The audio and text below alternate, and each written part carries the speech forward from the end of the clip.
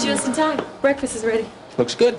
I finally learned not to burn English muffins. And you made my eggs just the way I like them. Yeah, well, maybe practice makes perfect. What time's football practice today? 5 o'clock after my chem lab. You got a test? Second one this week. How'd the first one go?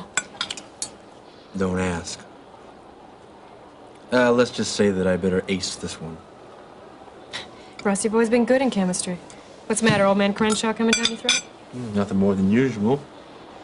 Just that my mind's had other things on it lately, that's all, besides formulas, you know. It's me, huh? It's us. Russ, you're letting it interfere with your schoolwork, and it's going to ruin your chances for med school. It's not that serious.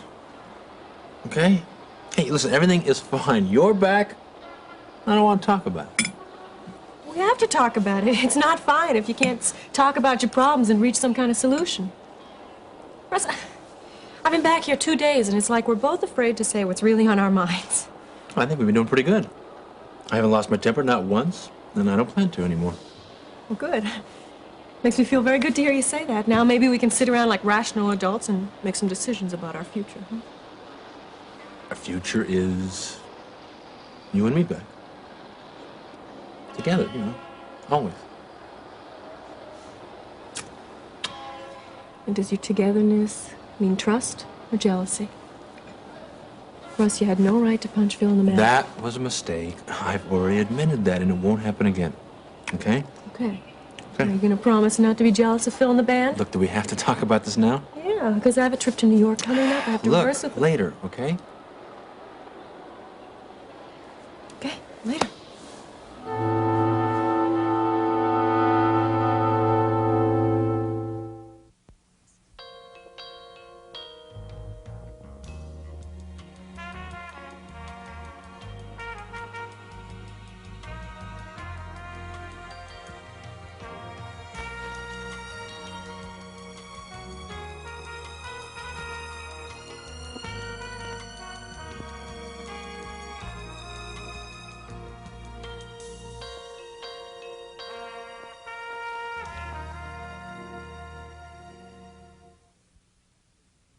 Mrs. Nancy Lawson?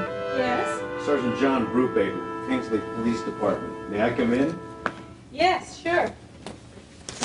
What have I done this time? Just have to ask you a few questions, that's all. Well, if it's about this house or my mother's estate, why don't you just contact my attorney, Harold Webster? Actually, I'm here concerning another matter. A rather personal one. How personal? Well, it's concerning your sister, Terry Davidson. Terry? Sergeant, the lady suggested that you contact her attorney. Excuse me, are you the husband? No, a concerned friend. A very close friend. I suggest you let the lady speak for herself. What do you want? Are you sure you wouldn't rather talk about this in private? I have no secrets. What's this all about? Well, as you may know, your sister's been receiving some rather mysterious phone calls. No, I didn't know. What do you mean mysterious? Like obscene? No, not obscene, just very annoying. Well, what does this have to do with me? Oh, you think that I did the calls? Well, did Terry send you over here? You know, Sergeant, I don't like your innuendo. The lady's already told you she had nothing whatsoever to do with those calls. Mr. Carpenter, Charles Carpenter. Well, Mr. Carpenter, I am not accusing Mrs. Lawson of anything, and I am speaking to the lady. You got that? Excuse me, Sergeant. I normally don't speak that way. I'm sorry. Now, in answer to your question, your sister did not send me over here. She doesn't even know I'm here. My question to you is, do you know of anyone who would be harassing her? No, I don't. Only me, and I wouldn't call her. We don't speak these days. I understand you know the Davidsons. Not very well, no. Would you know of anyone who might be harassing her? No, I certainly don't. Well, thank you for your cooperation. Is that it? Is that all you wanted? For now. I'll see myself out.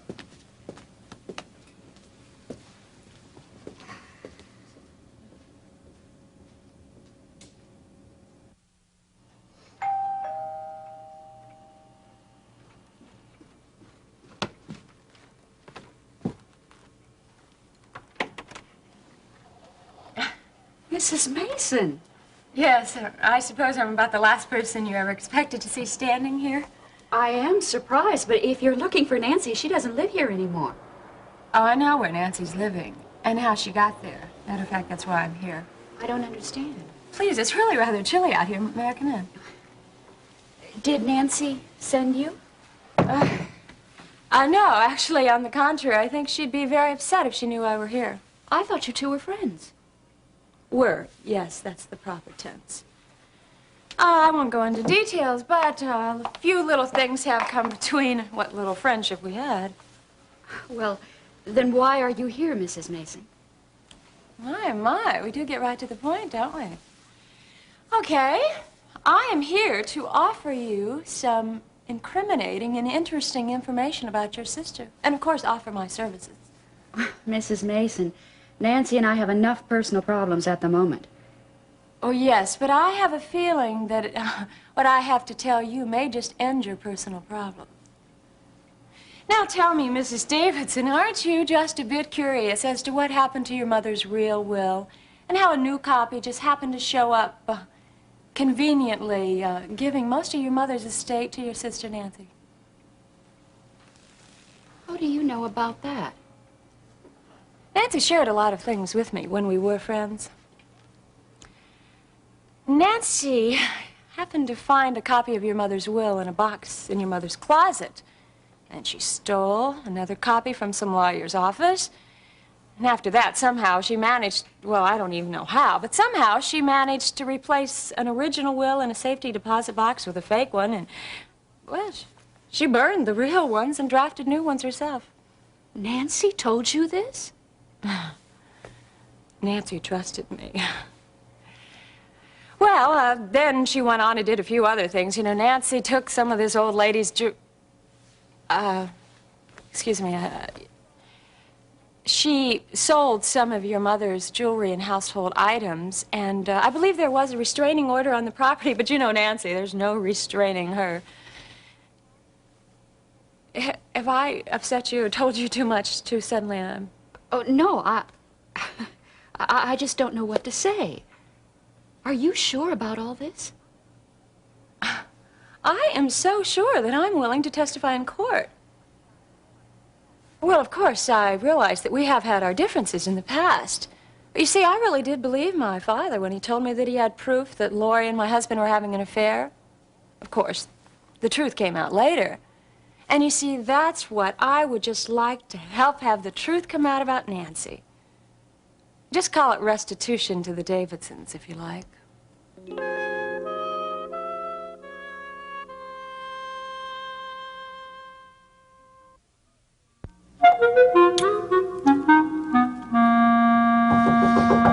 Come on in.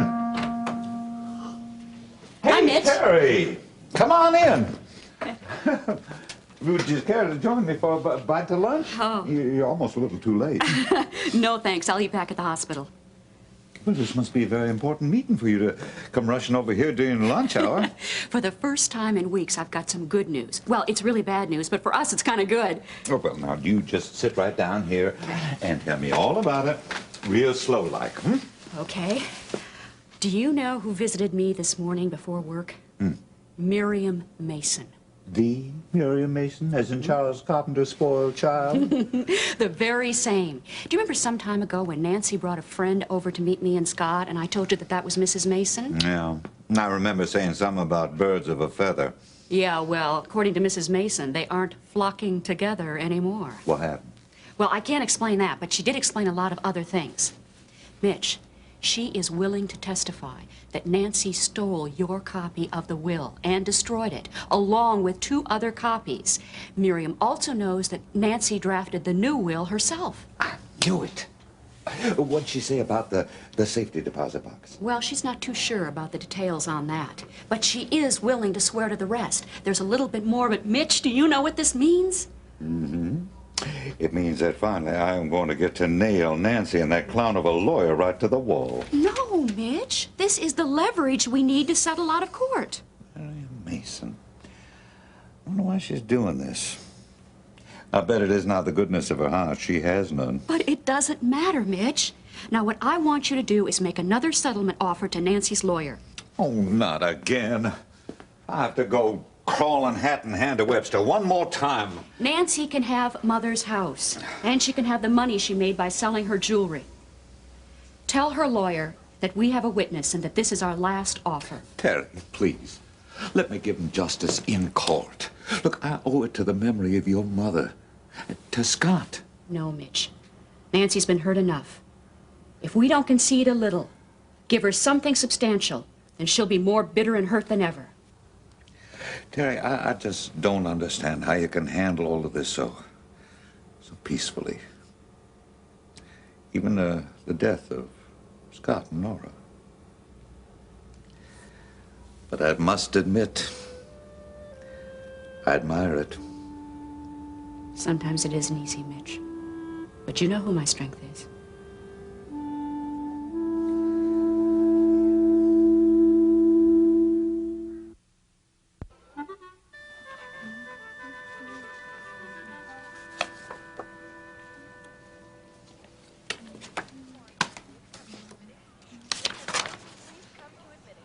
Alex, what is it? There's something very different looking about you today, Terry. Have you done something with your hair? No, it's the same as always. Well, I can't quite put my finger on it, but, well, it's your countenance. You look so happy. Oh, thanks. Is it that obvious? And you look younger, too. Oh, I bet you say that to all the nurses. No, Terry, no, I really mean it. Something's changed. It's my outlook. The first time I feel as if a burden has been lifted from my shoulders. Yeah, that's a big load. I think Nancy and I are very close to an out-of-court settlement.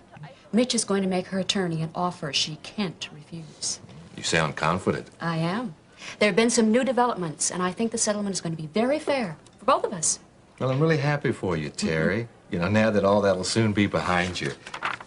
Well, what about the telephone calls? Has Sergeant Brubaker been in touch with you yet? Yeah, a couple of days ago. Oh, he's a very nice man, Alex. Oh, thank you. Thank you very much for all your concern and help. Well, I'm only too glad to help. I mean, what are influential friends for, anyway? Listen, the best part of all of this is that I have not received one phone call since Sergeant Brubaker came on the case. Not here and not at home. They've stopped. Well, let's hope so, Terry. But don't be too sure. Not just yet. Excuse me. Mrs. Davidson? Yes. Oh, well, I think I can. At 4? Okay. See you then. And what was it? Nothing. What were we discussing? Terry, who was that? Dr. Evans in ER. He wants me to work the balance of Barbara's shift. Oh, and you haven't worked down in the emergency room since Scott and Nora's death. I've been purposely avoiding it. But I've got to face it sooner or later. They need me.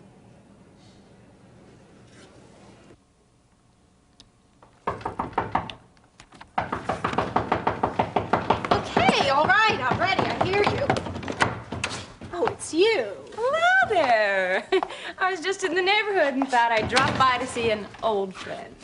Well, Miriam, your father's not here, and it hasn't been 10 days yet, and I haven't decided whether I want to have mercy on you or Oh, not. really? Well, that's all right, because I really don't need your influence with my daddy anymore. You see, I helped him myself because you left me no other choice.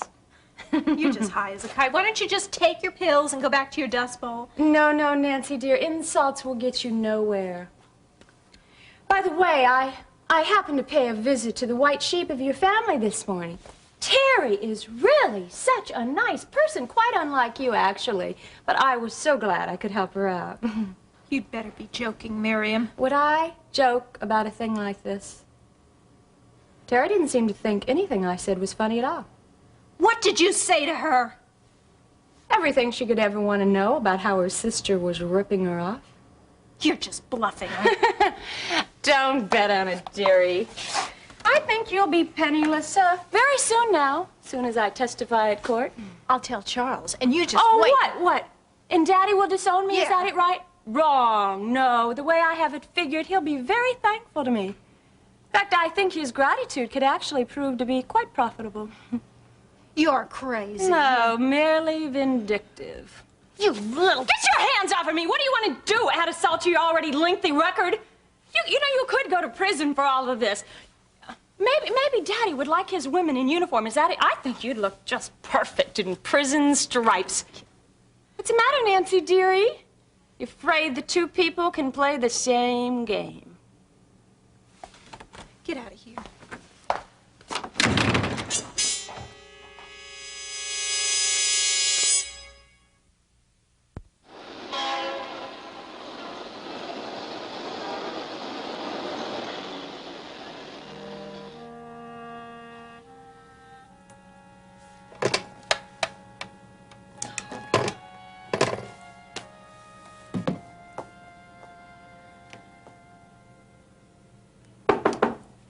Come in.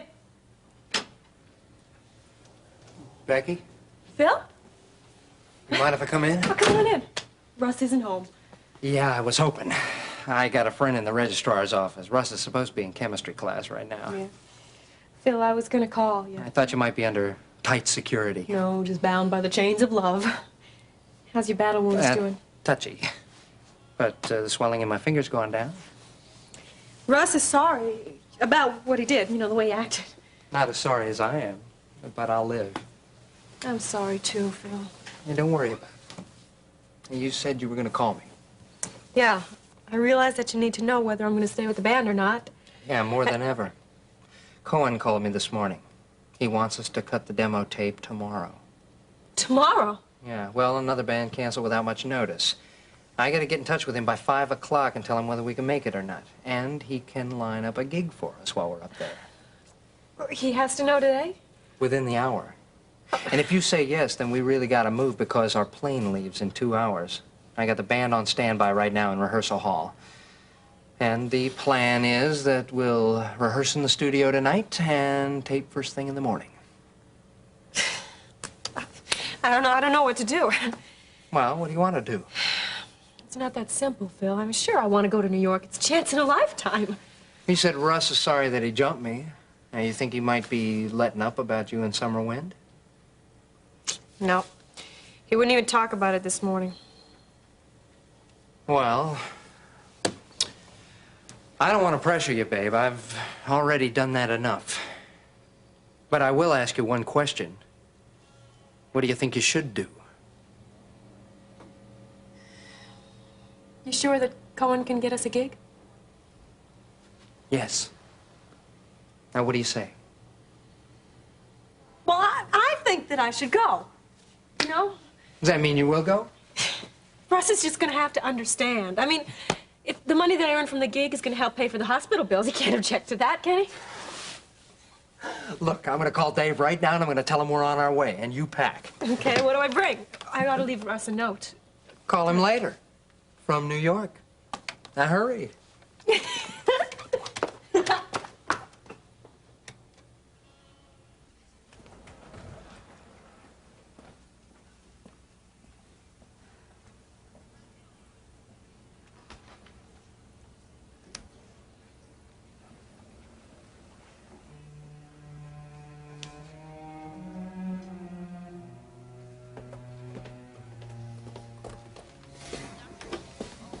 Alex, what are you doing here? Well, just checking to see if my services are needed. Any emergencies? You know we'd call you if there were. You're checking on me, aren't you? Well, since it's your first time down here since the accident, yes. Yes, I'm concerned about you. Thanks, but I'm doing just fine. The secret is to stay busy. Well, just remember, I'll be around if you need anything. Okay. Oh, have you seen Dr. Evans anywhere? I think he's up on 2. Doctor really is such a nice doctor. And a friend.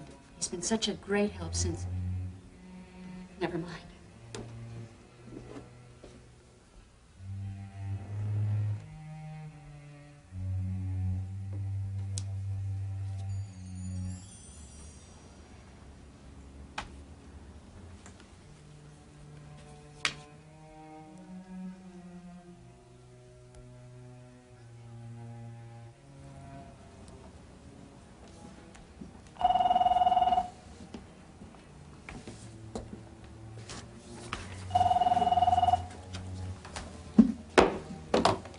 Emergency room. Just give this to the clerk as you leave. Brace yourself, we're about to get busy. Oh, all available doctors. Code E. There's T2. That must be T2, Doctor.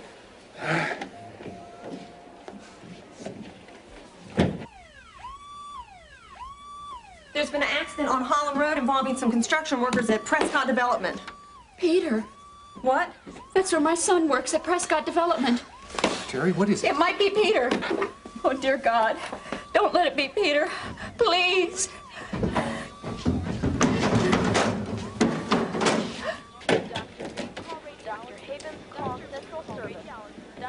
Too late for him, Doc. A massive head injury. A lady's on the way. Doctor, this one has a possible broken the neck. Get him to X-ray immediately. Alex? No, Terry. No. Alex? No, Isn't Terry. it? No. Alex?